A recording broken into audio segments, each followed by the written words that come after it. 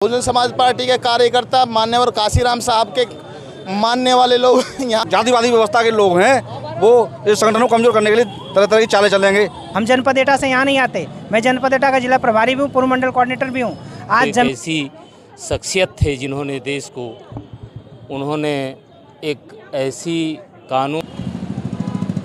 नमस्कार दोस्तों, मैं रवित कुमार, आप देख रहे हैं बागी न्यूज़ आवाज़ हक की। जैसा कि आज बहुजनों की राजनीति में क्रांति करने वाले मान्यवर काशीराम साहब का आज महापरिनिर्वाण दिवस है, जिसको नोएडा के दलित प्रेरणा राष्ट्रीय प्रेरणा स्थल में मनाया जा रहा है। आप देख रहे हो यहाँ काफ़ी संख्या में लोग हैं, काफ़ी भीड़ है लोगों की, काफ़ी संख्या में लोग यहाँ दिखाई दे रहे हैं और लोगों से जानने की भी हम कोशिश करेंगे, क्योंकि काशीराम साहब एक वो शख्सियत थे जिन्होंने देश में बहुजनों की राजनीति को एक नई क्रांति दी, एक नई दशा दी।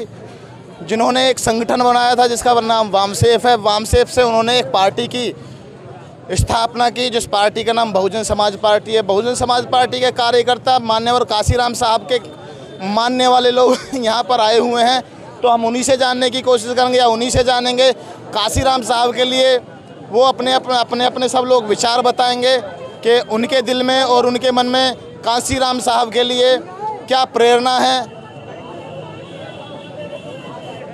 सर नमस्कार। जय भीम साहब। क्या नाम है सर आपका? रामदास सविता। रामदास सविता। कहाँ से आए सर? जिला एटा, उत्तर प्रदेश। एटा से आए सर। आज ऐसा क्या है?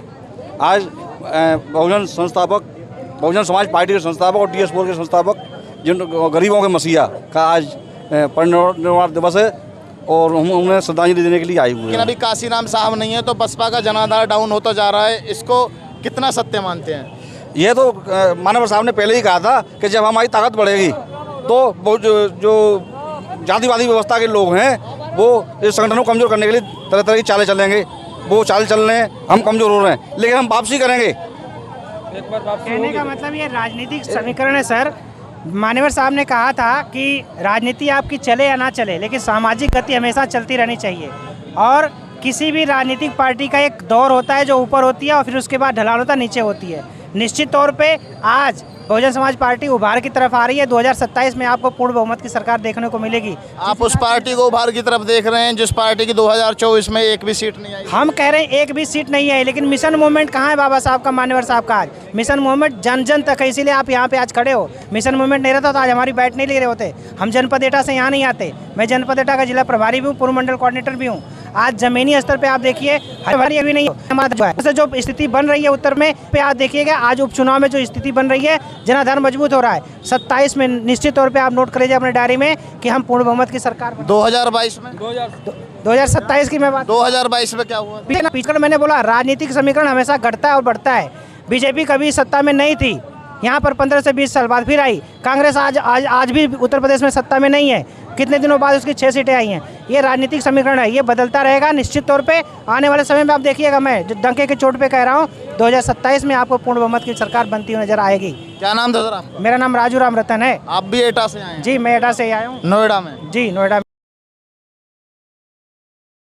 जा रहे हैं, जिनके रहते हुए हमें शिक्षा का अधिकार नहीं मिला, जिनके रहते हुए हमें पानी पीने का अधिकार नहीं मिला, जिनके रहते हमारे कानों में शीशा का रंगा पिघला कर डाला जाता था, हमारी आंखों में सूजे डाल दिए जाते थे। आज बाबा साहब मान्यवर साहब की देन है कि मैं आपके सामने खुल के बोल पा रहा हूँ, मैं अपनी बात रख पा रहा हूँ। और बाबा साहब मान्यवर साहब के बाद आदरणीय प्रणव बहन को मायावती जी, जो विश्व में आयरन लेडी का खिताब जीत पाई हैं, आज आप देखिए किसी भी पार्टी के सामने झुकने को तैयार नहीं है। वो अपने मिशनरी विचारधारा को लेकर जीवित हैं। और निश्चित तौर पे बाबा साहब ने, मान्यवर साहब ने जो बात कही थी कि हमारी राजनीतिक गति भले धीमी हो जाए, रुक जाए, लेकिन मिशन मूवमेंट कभी भी नहीं रुकना चाहिए। 18 मार्च 1956 को आगरा में बाबा साहब ने रोते हुए कहा कि मेरे बहुजन समाज के लोगों, मैं इस कारवां को बड़ी मुश्किल से यहाँ तक लेके आया हूँ, अगर आप इसे आगे नहीं ले सकते तो किसी भी कीमत पे पीछे मत ले जाना।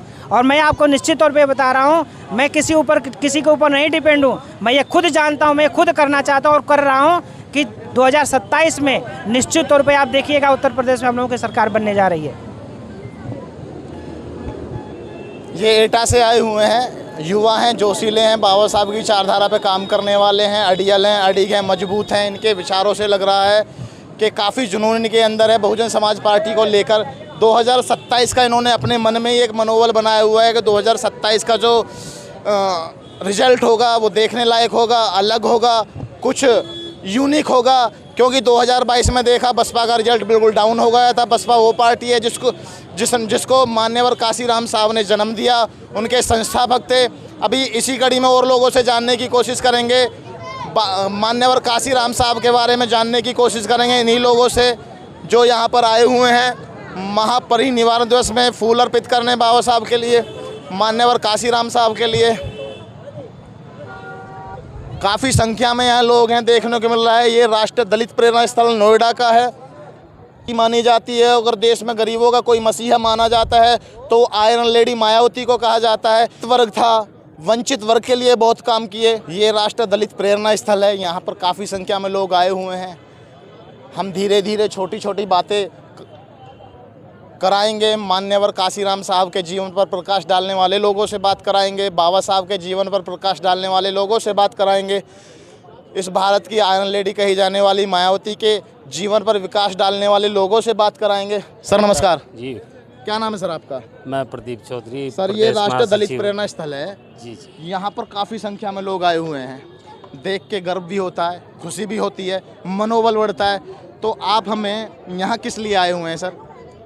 देखिएगा, आज जो ऐसे बाबा बी आर अम्बेडकर जी के बाद अगर कोई दूसरा नाम है देश में तो मानवर कांसीराम साहब हैं, जिन्होंने बाबा बी आर अम्बेडकर जी के आदर्शों को इस धरती पर उतारने का काम किया, उन्हें आत्मसात करने का काम किया। चूँकि बाबा बी आर अम्बेडकर जी तो एक ऐसी शख्सियत थे जिन्होंने देश को, उन्होंने एक ऐसी कानून के ऐसे सहारे के साथ खड़ा किया पूरे देश को, और मानवर कांसीराम साहब ने उनके विचारों को आत्मसात किया, एक राजनीतिक प्लेटफार्म देकर उन ऐसे विचारों को उसे कानूनी जामा पहनाने का काम, जो राजनीतिक शक्ति के रूप में बीएसपी का गठन किया मानवर कांसीराम साहब ने, यही बड़ा काम था। और हम लोग भी, मैं पिछड़े समाज से हूँ, उत्तराखंड से जनरल सेक्रेटरी बीएसपी उत्तराखंड, और मेरा भी मानवर कांसीराम साहब को जब मैं आखिरी विदाई दी थी तो हम लोगों ने भी ये संकल्प किया था कि मानवर कांसीराम साहब की इस चिता की अग्नि से तबाह करके हम भी इस मोमेंट के लिए, इस मिशन के लिए अपना समय, पूरा जीवन इसे समर्पित करेंगे। ऐसे महामानव को आज कोटि कोटि नमन करते हुए हम लोग एक श्रद्धांजलि देने के लिए आज दिल्ली के इस पावन धरा पर पहुँचे हैं, सभी साथियों के साथ में, पूरी टीम के साथ में उत्तराखंड से। और आप सभी जितने मीडिया के साथी हैं, सबका भी धन्यवाद जो इतनी लगन से, इतनी मेहनत से आप लोग इस कार्यक्रम को चला रहे हैं। और मैं यही कहना चाहूँगा कि मानवर कांसीराम साहब जिस तरह से बहुजन समाज पार्टी का गठन करके उन्होंने 1984 में बीएसपी को खड़ा किया था, यही ये मोमेंट है, ये मिशन है बाबा बी आर अम्बेडकर जी के विचारधारा का, और इसे हम लोगों को एकजुटता का परिचय देकर के इसे बढ़ाना है। आप सर, आपने अभी बताया कि आप जनरल समाज से बिलोंग करते हैं जी, तो बाबा साहब की विचारधारा आपको अच्छी लगती है? बाबा बी आर अम्बेडकर एक ऐसे शख्सियत थे, महामानव थे। चूँकि जो भी महामानव और शख्सियत होते हैं वो किसी जाति विशेष से नहीं, बल्कि उनकी एक ऐसी विचारधारा है जो जिन्होंने तमाम पिछड़े अगड़े अक़लियतों के लिए, सभी दलितों, पिछड़ों, शोषितों के लिए, सबके लिए उन्होंने कानून में व्यवस्था करके उन्होंने देश में एक ऐसा कानून का जामा दिया है जिससे देश में तमाम सभी दल, सभी जाति, सभी धर्म बहुजन समाज पार्टी के इस मोमेंट, इस मिशन से जुड़ कर के उसे आगे बढ़ाने का काम करते हैं। और साथ साथ मैं धन्य हूँ मानवर कांसीराम साहब, जिन्होंने मंडल कमीशन का वो नारा देकर के इस दिल्ली की धरती से सभी पिछड़ों को, सभी अति पिछड़ों को उस श्रेणी में खड़ा करने और उसके संघर्ष के लिए एक ऐसा बिगुल बजाया था। धन्य हो मानवर कांसीराम साहब, क्योंकि ये विचारधारा हमेशा हमेशा तक के लिए फलीभूत रहेगी। मैं आपका भी धन्यवाद करना चाहूँगा जो आप इतनी लगन से इस कार्यक्रम को कवरेज कर रहे हैं, आपका भी बहुत बहुत धन्यवाद। हमें ऐसे लोगों का भी अभिवादन करना चाहिए जो जनरल समाज में होने के बावजूद भी बहुजन समाज द्वारा की विचारधारा को लेकर चल रहे हैं। बहुजन धारा जो है वो डॉक्टर BR अम्बेडकर, माननीय काशीराम साहब और अभी जो प्रेजेंट में मायावती जी लेकर चल रही हैं। लेकिन अगर जनरल समाज को कोई व्यक्ति इस विचारधारा को फॉलो करता है तो मैं उसका नतमस्तक हूँ, मैं उसको उसके आदर का स्वीकार करता हूँ, उसका सम्मान करता हूँ और दिल से सैल्यूट करता हूँ।